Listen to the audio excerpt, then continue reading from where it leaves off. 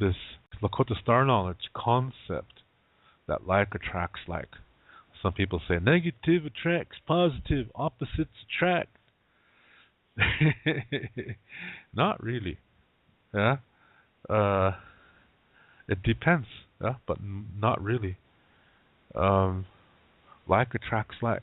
The way you are is what you're going to attract. Now that doesn't mean if you like to go bowling that you're going to attract somebody who likes to go bowling too. It doesn't mean that. It means the way you think, yeah, the way you process things, the way you learn from your difficulties, the way you enjoy your blessings. However you do that, you're going to attract somebody who does it in almost the same way. So the whole key to having a healthy relationship is to be healthy too.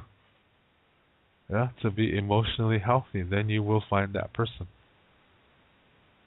So, healthy relationships. It's all founded upon living a healthy life. And physical attraction is very important, yeah, because that's the doorway, yeah. But when you're a healthy person, and you meet somebody who's healthy too, emotionally, both of you, you're both physically attracted to each other, and you start to take that time, because you did this to your own life. You took the time to establish peace in your life, and that's part of getting to know yourself. So when you meet people, you do the same thing. So you become physically attracted to somebody, and then both of you got to take the time to see how they are, because you might not like each other. Yeah. So you take that time and just talk about whatever. Yeah. Get to know each other, where you're from, and stuff like that. And what do you do? What do you do for a living, and whatever. And how much money do you make? No, you don't say that. You just get whatever. You feed it out. Yeah. And some people might not want you to know what they do, and that's fine. Just say, okay, that's cool. I respect your privacy. No problem. Because it shouldn't be a problem. If it is, then you're not mature. Yeah. So you just take time to know each other, and what do you think about this? What do you think? You want to go out for dinner?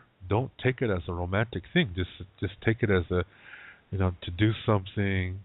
Where both of you eat something you both like, and have fun visiting, yeah, and talking, and funny stories or whatever, and just take that time, and then when it's time to part, and you say, hey, I enjoyed it. Yeah, if you did enjoy it, let them know. Really had a good time. And what do you think? You want to do this again? When you're living in a healthy way,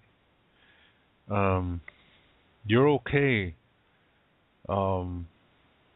being alone, but we're not designed to be alone. Yeah, so that's why it's important to be healthy. Yeah, and you take the time in getting to know somebody, so that if you do enter a relationship with that person, that you know how each other thinks, and so when the difficulty comes to the relationship, you both know what that is. You know that it's an opportunity for your love to increase exponentially for each other, and that will give more health to that relationship too. And when you're healthy, it's like you're 100%, and your partner is too, because like attracts like. Yeah, and so when you come together and enter a relationship, that relationship is an extension of both of your individual identities. Yeah, unhealthy people, they say things like, "Oh yeah, she's my other half. She completes me. I am nothing without her." See, that's that is incompleteness. That is dependency. That is not healthy. That is not love. Yeah? That is addiction to a false idea or misconception of what love is. This is based on fear and control. And when you think like that, and people will do anything to be with somebody, they just don't want to be alone. So they'll accept anybody, and they'll do what they have to do to keep that person from leaving them. And then and that person who thinks like that is a victim, and they're going to attract an oppressor because this is natural. Yeah? That victims and oppressors naturally attract each other because both of them are dualistic. And they have low self-esteem, low self-worth. They need somebody to validate them. Yeah? One needs to tell them what to do, and the other one likes to tell people what to do. That's not healthy. Yeah? And one gives and the other one takes. That's all they do. And they also have emotional insecurity and inferiority complexes. Yeah, the abusers, they need somebody to control and boss around because that makes them, they feel, they feel a false sense of happiness by putting others down. And victims need somebody to validate their existence. This is all emotionally insecure. Yeah, and these are inferiority complexes. They attract each other because they have the same thing. It's just that they work in different ways. Yeah, and those people will say, "That's my better half. That's, we're 50-50. We make 100." No, they don't. They make shit. That's not love. Yeah, and so for healthy people, they're already 100%. They're already maintaining themselves. They're doing the best job that they can. Remember, we're not perfect. We're not supposed to be perfect. That doesn't exist anywhere, because that violates nature. Yeah, if there's perfection, then where's the possibility to grow? Look at the world around you. Go into nature. Go into a park. You see trees. You see grass. You see flowers. They bloom and they blossom every spring and every fall. The leaves fall. It's constantly a cycle. It's because they're living. They're in process. If they were perfect, there would always be leaves. There would always be green grass. The flowers would never go. But that's not how nature is. The universe is not that way either. That does not exist, because it violates natural law. Yeah? So, it's not about being perfect. It's about doing the best that you can do in taking care of yourself. Some days you can do more. Some days you're a little bit less. That's okay. There's nothing wrong with that. You just do the best that you can do. And so when you live this way, you have peace in your life. You're okay. Yeah? But you will naturally attract somebody. So it's good to be healthy, so that when you do attract somebody, you enter something nice with each other. And if that continues and both of you want the same thing, and both of you are physically attracted to each other, this could really lead to something beautiful, where you really learn, because you're already learning from things in your life, and then that, since the relationship is an extension of both of your individual identities, that difficulties are going to come to the relationship too, but you're not scared of it. In your own life, that a difficulty is sure they hurt, sure they're painful, sometimes they make you mad, but then after you express the emotion and you start learning from it and making the most of it, peace starts coming in. You know this because you've done it in your past already. So the same thing is going to happen to your relationship. Sometimes there's going to be arguments, but you know that once the emotion is out without hurting anybody, including yourself or anything, that once you start looking at the situation together and making the most of it, it can really increase your relationship, the health, and your love increases exponentially for each other. Yeah, the relationship is an extension of your identity. It's another dimension. You still maintain your individual identity, both of you. That's important. You don't have to sleep in the same bed. Who in the hell made up that law? In the Lakota world, that doesn't even exist.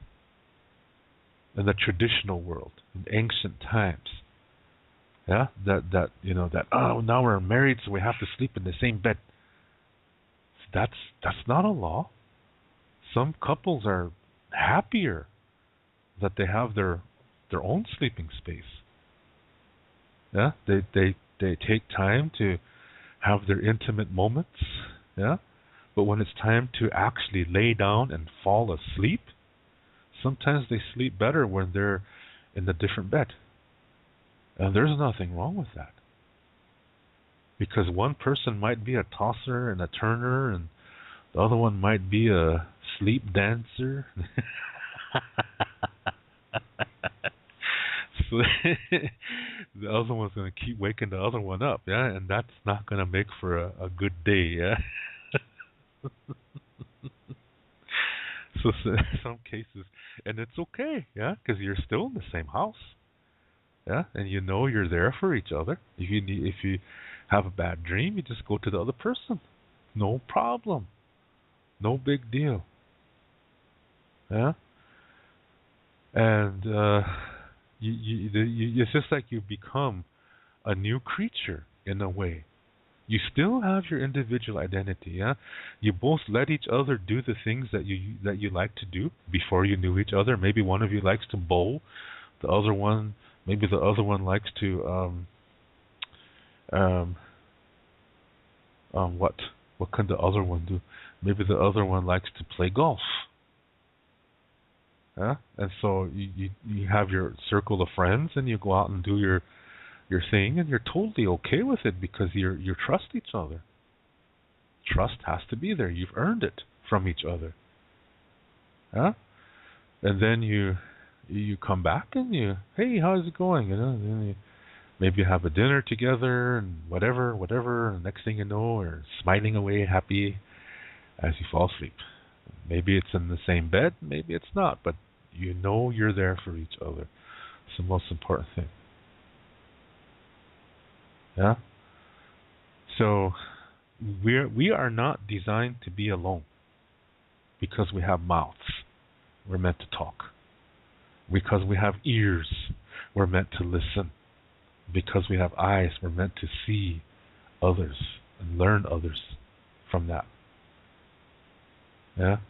Because we have noses, we're meant to smell each other's cooking.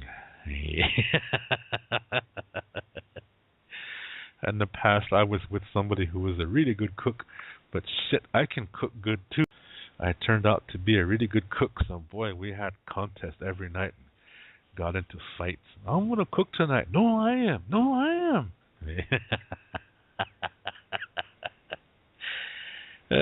Shoot.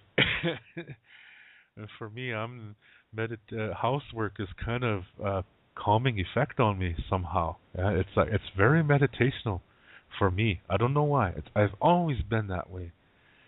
So I usually ended up doing the dishwashing. Yeah. Didn't matter if I cooked or not. I did the dishwashing because I enjoyed it. I'm a weird guy. Yes, I know. But anyway,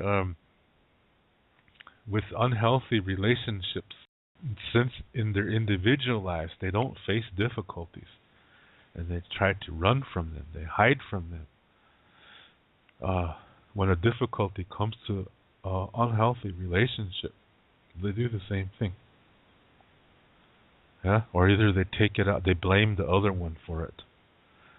They don't take responsibility for themselves, So they don't take responsibility for the relationship either. Yeah. So in a healthy relationship, we are not designed to live alone. Yeah. So if we're going to live with somebody, it would be most beneficial if it's a healthy thing. And so that's why our ways existed, are the things that I talk about on this show, that you live a healthy life so that you attract somebody who's that way too. So the relationship reflects that as well, because remember, the relationship is a communication. And how you are, it's going to show in your communication.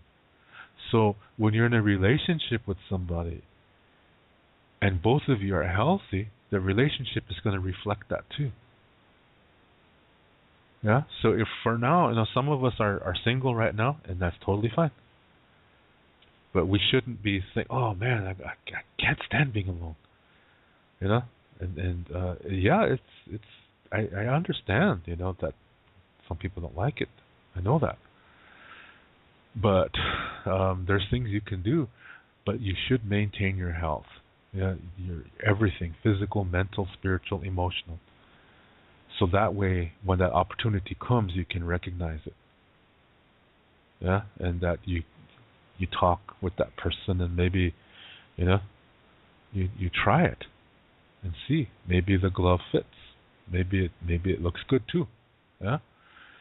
And so when you do enter one, it's going to be more beneficial if you're healthy, because then you'll attract somebody who's healthy. Because unhealthiness, you're going to attract unhealthiness, and you might not know it. Yeah. If you have low self-esteem, you're going to attract somebody like that too. So you never know it, and then so you enter into a relationship with that person, then suddenly, that person, maybe they're afraid of commitment, and maybe they're afraid of messing things up, and so they subconsciously end up messing it up. And it's like, geez, no matter what you do, they find fault with it. They